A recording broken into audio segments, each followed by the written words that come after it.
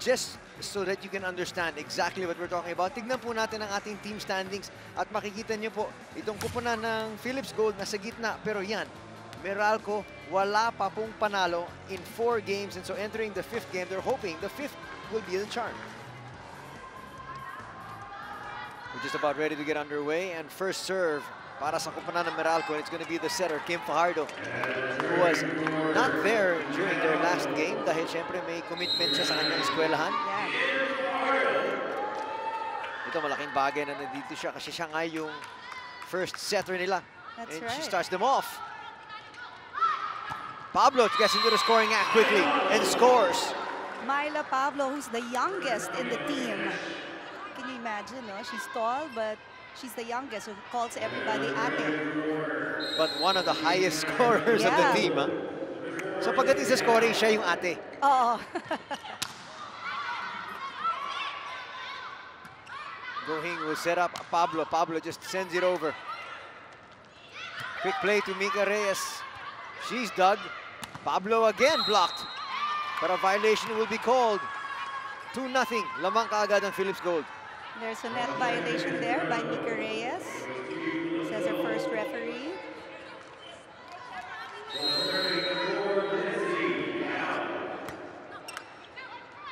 Well, alam mo, Chiki, pag pinag-usapan mo, of course, Mika Reyes here scoring the first point para sa Meralco. Napakarami mga weapons nitong kupunan ng Philips Gold. Let's take a look at this piece of action, though.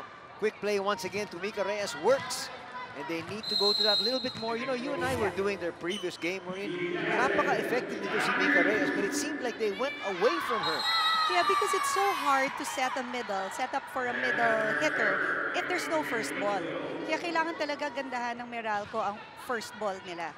That was a good play there by Kim Fajardo, di ba? Na late yung blockers ng Philips Gold for Mika Reyes' point. Now that puts even more pressure here on Macandili, yung kanilang libero. Katulad nga nasabi ni Chiki, they need to be able to get good first balls. Alessi will score there. Si Alessi, the hit wasn't really strong, pero yung placing niya sa zone 5, no one was there, proved effective for them. Well, as far as Alessi was concerned, she had a fantastic first set the last time out, and then she was put in cold storage. That's right. I think it was because of the finger injury. Well, again, nabanggit nga natin sa pregame, you know, athletes would want to be able to perform at their best, but only if they're injury-free, and at this stage, she is not injury-free. First look here at Olgard. Talagang tusok na tusok yung kanyang serve. Second servings work there for Baron.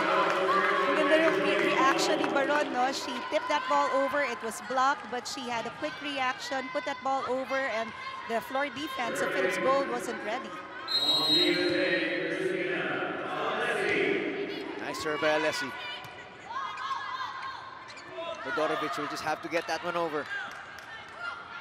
And they look for Kullerkan, and she delivers. No. They say it's out. Yeah, that was a little bit long. Yung tunog nga nung bola, parang medyo nasa ilalim si Kullerkan. 2-point lead para sa Philips Gold. Team captain ngayon, Michelle Gumabaw, serving. That was a good serve. And Macandili just sent that one over, and Dowd will get into the scoring act. You know, in the last game against Petron, Dowd did a lot of tip overs and 1-2 offense play. Look at this replay. She goes up, seems like she's going to set, and then suddenly tips it over. Ang daming points na nakuha ang Philips Gold because of that. Gumabaw serving again, and she will come up with an ace. And we saw Fajardo going under the net. She meant to save that ball, but decided not at the last minute. Okay din na hindi, because first few points pa lang naman to so save your energy. Apat na ang laman ng Philips Gold dito. On the back, it's Alessi just getting that one over. Todorovic thought she found a hole. Kullerkan was there. Jack Cruz. And now Todorovic pwedeng bumanat. Good communication there from Philips Gold. Can Meralco score here? Kullerkan sends that one long again. And she knew it. That's going to bring us to our first technical timeout of set number 1. Lamang ng 5 ang koponan ng Philips Gold. Back to the action here. And there is Lindsay. Si Dowd is doing a good job setting for Philips Gold. Parang kilalang-kilala niya ang players niya, no? Can set them well. I'll stay away from the balot as well. I'm with her on that. Uy, masarap ang balot, ha? Energy food pa. No, you know, I get that. Everybody says that and I totally believe that. It's just, yun nga, parang pag nakita mo yung baby chick na yun, you know, I just can't bring myself to doing it. But anyway, back to the action here. But in fairness, ang sarap nung water inside that sack. So, okay, back to the action. I've never even gotten to that stage. I've gotten to the awa stage and that's it. At ngayon, ang dami po ng awa dito sa koponan ng Meralco. And let's see if they can actually will their way to a victory here. That is a great play once again from Pablo. And sabi nga ni Pablo, she likes her balls high so that she can really direct where to put that ball. Kaya lang, pag sobra namang taas ng bola, nababasa na ng opponent. So that particular time, ang ganda ng hulog niya because everybody thought it was gonna be a hard hit. Todorovic with the serve. Sends that one long, no question about that one. And alam mo, pagkapalo pa lang yan, nag-apologize na sa bench kasi alam niyang lalabas yun. Oo, mali yung tama ng kamay niya sa bola. Serving is Baron doon sa kabilang panig. Tatlo ang kailangan habulin. Dow trying to get into the scoring act again. Oh, wow! She meant to put that just slightly over the net. Kailang kumapos sa sobrang control ng bola. Looking at the squad here from Meralco, they are scoring a few points here and there. They are within 2. But you get that feeling like they're not having fun, they're not enjoying themselves. Yeah, and those 2 points that they earned were because of the errors of Philips Gold. Pablo will just send that one over. Fajardo back set, Mika Reyes. That's not going to work. Pablo will score off that off-speed hit. That off-speed hit of hers hit the blocker, si Fajardo, kaya medyo nag-iba yung speed and direction ng bola. Hindi ready si Alessi for it.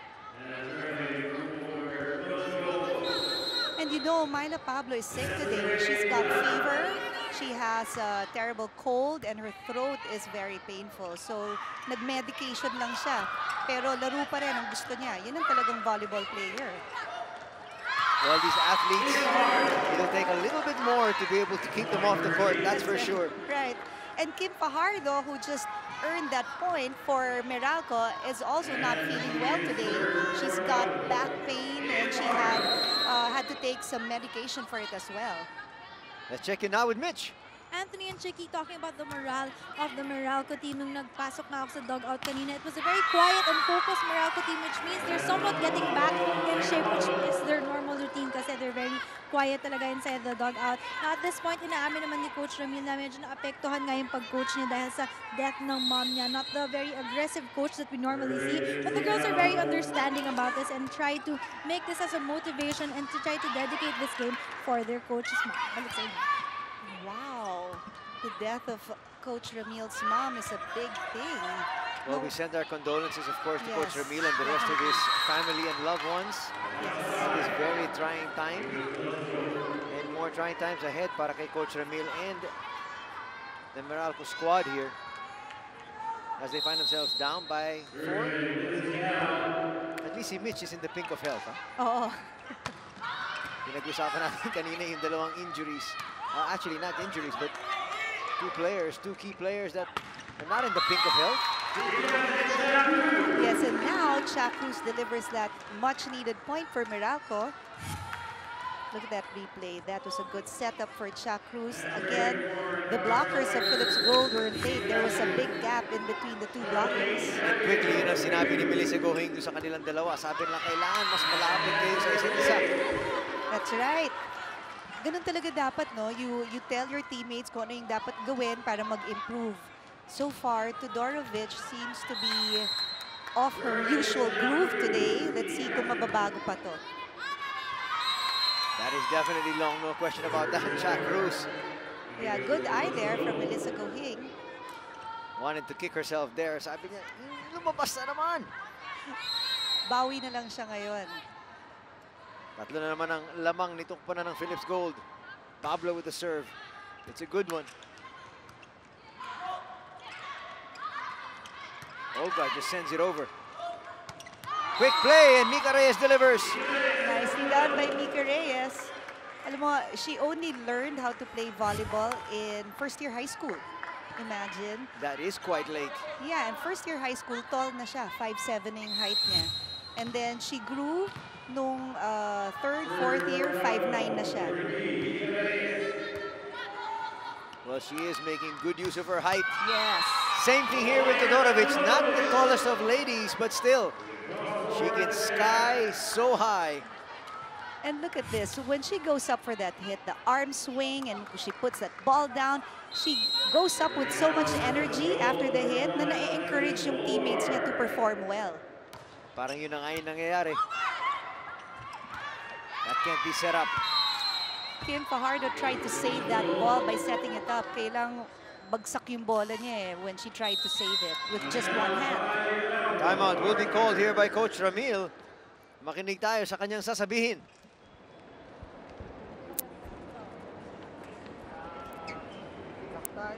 Try to stop her, ano. You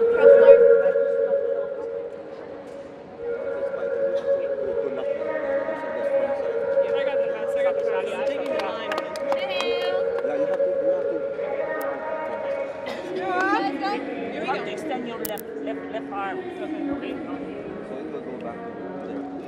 go. Miranda, power! And there, you know, Coach Ramil just said that itong si Cristina Alesi has to try and stop the frontliners, the imports, Todorovic in particular, kasi malakas nga pumalo tong si Todorovic.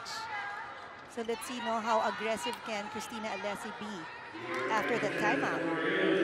Well, kaya talaga dun siya makabawi. Maybe not really scoring too much, but if she can try to limit the production of her counterparts dun sa kabila, that will give them a fighting chance. That's right. Baron will score. Baron is doing a good job. Not so much power in her hit, but the placement of the ball, perfect for her team.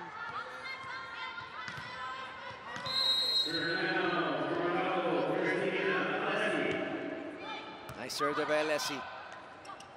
Dowd back set. Running out of space there is the team captain, Gumabaw. Maganda sana yun, no? Kasi talagang diagonal yung pagkapalo ni Gumabaw and almost sa front line, kailangan it just went wide.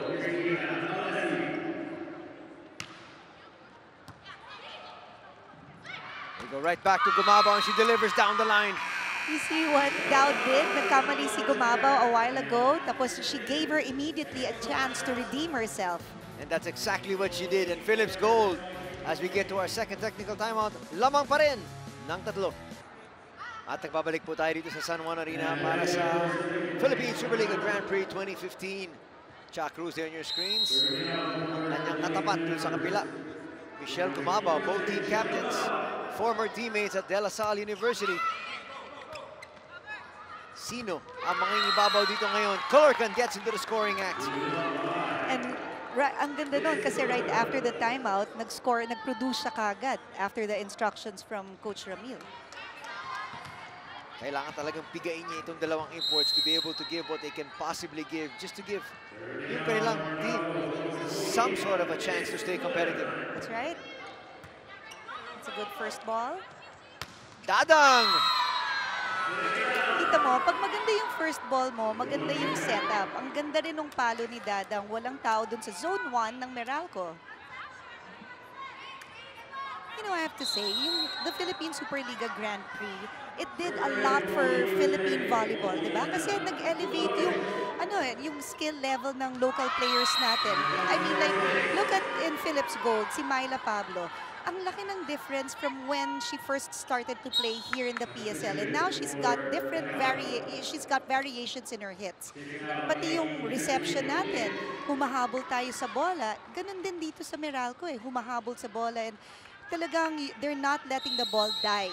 I totally agree with you. In fact, nakita natin the first couple of weeks when the imports first came in dito sa Grand Prix, nakita natin they were totally dominating everybody at hirap na hirap yung mga locals to be able to adjust to their balls kasi ang lalakas ng bola, ang bilis ng kanilang galaw. Yeah. But little by little nga, umangat nga yung ating level, and you know, we really have learned so much from these imports already. Yeah, yun yung volleyball technology transferred to us, no? What a great serve from Baron. Dalawa na lang ang lamang ng Philips goal dito. Baron to serve once again. Yun din kasi, if you can score through service, mas mabuti yun for your team, less effort. Baron serving once again. Pablo will deliver some more points.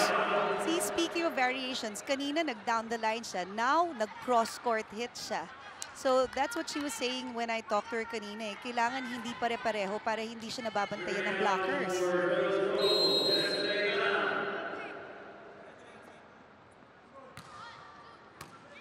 Good serve there from Dadang. Chacruz dug. Quick play, Olgard denied. Pablo again.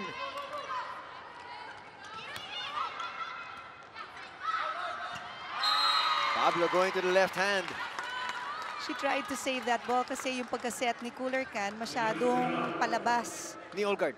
Oh yeah, sorry, the Olgard. That's why that ball hit the antenna. Here comes Alessi right back.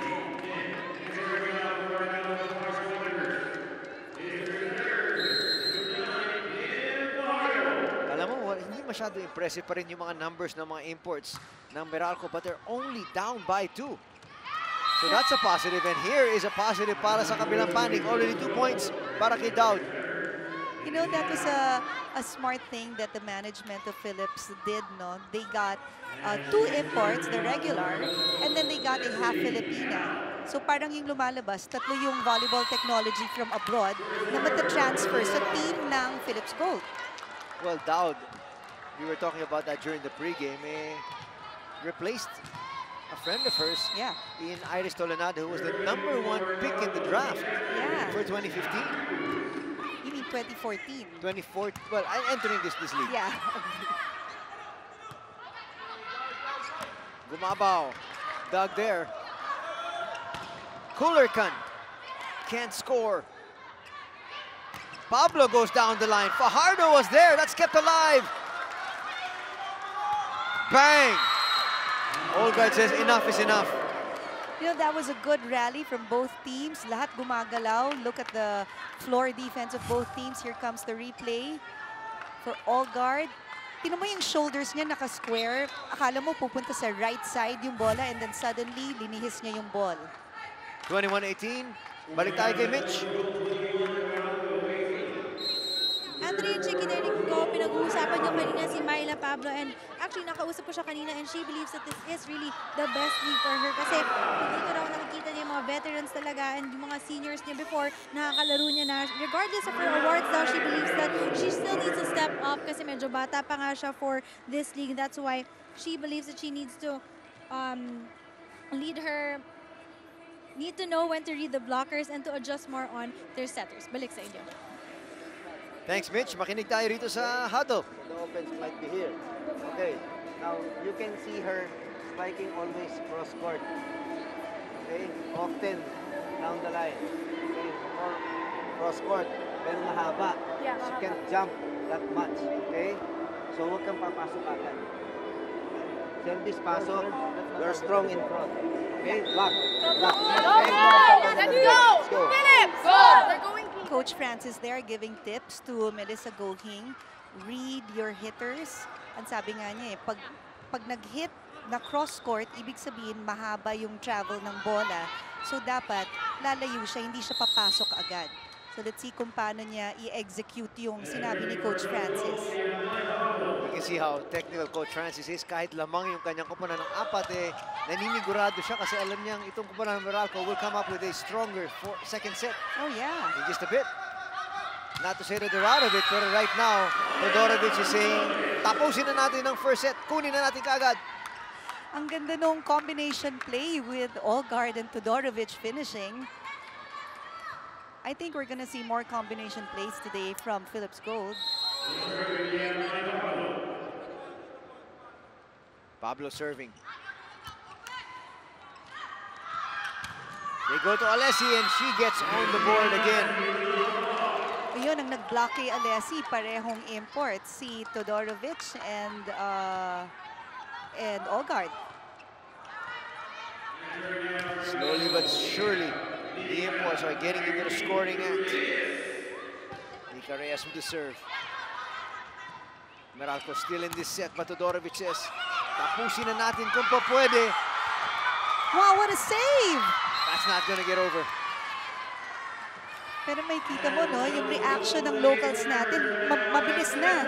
Mabilis because you'd think patay agad yung bola yun, pero na-save pa rin nila. It's just too bad, nag-4 touches na. Yun nga yung pinag-uusapan natin. Talagang dati, when they were playing against these imports, they were in such awe Right, of them. right. Pero ngayon, alam nilang pwede na silang tumapat. Oo, kaya rin nila. Baron, Doug. That's kept alive and